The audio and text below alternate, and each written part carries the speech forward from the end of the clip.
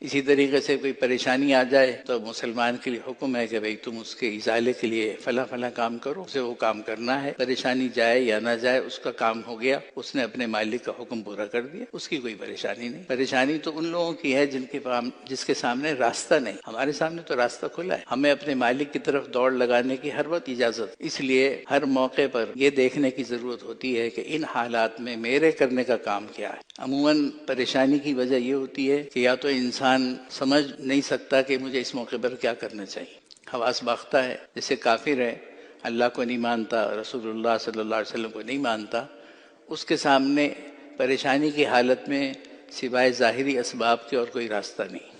اگر وہ اس کو مل گئے تو ٹھیک، ورنہ وہ خودکشی کرتا ہے یا کسی اور مرض کا شکار ہوتا ہے یا حواس باختہ ہو کے پھرتا رہتا ہے۔ لیکن مسلمان کے سامنے تو کوئی رستہ بند نہیں ہے، اس کو تو اللہ جل جلالہ نے موقع دیا ہوا ہے کہ تم اپنے اختیار کو دیکھو، جو تمہارے اختیار میں ہے وہ کرو۔ تو پریشانی یا تو اس لیے ہوتی ہے کہ ہمیں رستہ نہیں معلوم ہوتا، یا پریشانی اس لیے ہوتی ہے کہ ہم اپنے اختیاری کاموں کی طرف توجہ نہیں کرتے اور دوسروں کی ذمہ داریوں پر نظر رکھتے ہیں کہ فلاں یہ کام نہیں کر رہا، فلاں کو یہ کام کرنا چاہیے تھا، اس لیے پریشانی ہے۔ لیکن ہمیں دین نے یہ سکھلایا ہے کہ انسان اپنے آپ کو دیکھے۔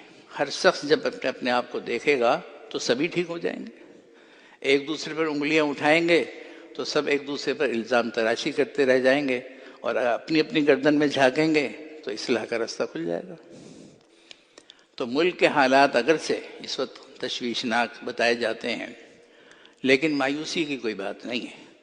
جو کرنے کا کام ہے اگر وہ کر لیا جائے تو حالات کی تبدیل ہونے میں پلک جھپکنے کی دیر ہے۔ کبھی سخت بارش، کبھی سخت گرمی کا موسم ہوتا ہے اور لو چل رہی ہوتی ہے، یا بارش برسے ہوئے عرصہ گزر جاتا ہے، تو اللہ تعالیٰ کی حضور میں انسان استسقاء کی نمازیں پڑھتا ہے، دعائیں کرتا ہے، تھوڑی دیر میں بادل آتے ہیں، جل تھل ہو جاتا ہے۔ تو اللہ کی طرف سے حالات کے تبدیل ہونے میں کوئی زیادہ لمبا وقت کی ضرورت نہیں ہوتی ہے، جب وہ حکم فرما دیتے ہیں تو فوراً تبدیلی آتی ہے۔ لیکن دنیا چونکہ امتحان گاہ ہے، اس لیے یہاں حالات تو پیش آتے ہی ہیں۔ اب ہمارے سال کا اختتام ہے، ہمارے طلبہ موجود ہیں، تو ان کا سالانہ امتحان قریب ہے۔ تو اب اس وقت ان کے کرنے کا کام یہ ہے کہ فضولیات سے اپنے آپ کو بچائیں، اپنی کتابوں کی طرف توجہ دیں، جو وقت فرصت کا ملتا ہے اس کو اپنے پڑھے ہوئے کو یاد کرنے میں، مطالعہ کرنے میں لگائیں۔ یہی ان کے امتحان کی کامیابی کا راستہ ہے۔ تو پریشانی کی کوئی بات نہیں، ہاں سوچتے رہیں گے تو پریشان رہیں گے۔ اسی طریقے سے ہم اور آپ اپنی عام زندگی میں اگر حالات کا واویلا کرتے رہ جائیں گے، ایک دوسرے کو ذمہ دار ٹھہرا کر فارغ ہو جائیں گے، تو اس سے تو حالات بدلتے نہیں ہیں۔ اپنے اختیار پر ہمیشہ نظر کرنی چاہیے۔ یہ ایک اصول ہے، قرآن و حدیث سے مستنبط ہے، ہم نے اپنے بڑوں سے سنا ہے کہ جب بھی کوئی حال، کوئی واقعہ، کوئی ذمہ داری سامنے آئے تو یہ دیکھو کہ میرے ذمے کیا کام ہے، مجھے کیا کرنا ہے۔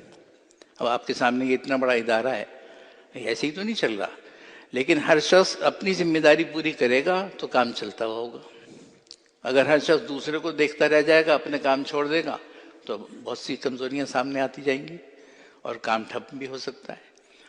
تو اسی طریقے سے ہمیں ہر موقع پر اپنی ذمہ داری کو اور اپنے کرنے کے کام کو دیکھنا چاہیے کہ ہم کیا کر سکتے ہیں۔ یہی وجہ ہے کہ آپ گزشتہ جمعوں میں بیانات سن رہے ہیں، حضرت دامت برکاتہم یہ فرما رہے ہیں کہ ہم اپنی فکر کریں، علیک بخاصۃ نفسک۔ وجہ اس کی کیا ہے؟ جب ہم میں سے ہر شخص اپنی ذمہ داری کو دیکھنے لگے گا اور اس کی کوشش کرے گا اور اپنے طور پر اللہ تعالیٰ کے سامنے گڑ گڑائے گا، تو یہ رستہ کھولنے کا ذریعہ ہے، حالات بدلنے کا ذریعہ ہے۔